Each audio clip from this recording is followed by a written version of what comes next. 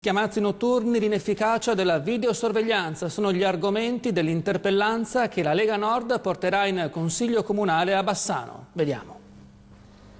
Lega Nord all'attacco sulla sicurezza cittadina. Finco, Bizzotto e Todaro lanciano un'interpellanza che punta il dito contro l'attività della polizia locale in riferimento all'accattonaggio, agli schiamazzi notturni e alla videosorveglianza. I leghisti affermano di farsi interpreti della preoccupazione dei cittadini per l'aumento di mendicanti e venditori abusivi nei giorni di mercato e dei furti nelle abitazioni.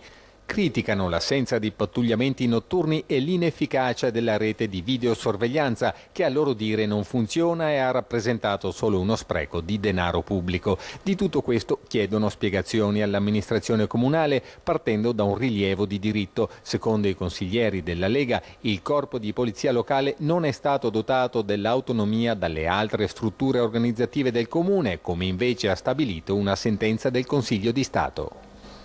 Addetti alle pulizie in sciopero questa mattina al San Bassiano contro i tagli agli organici delle cooperative.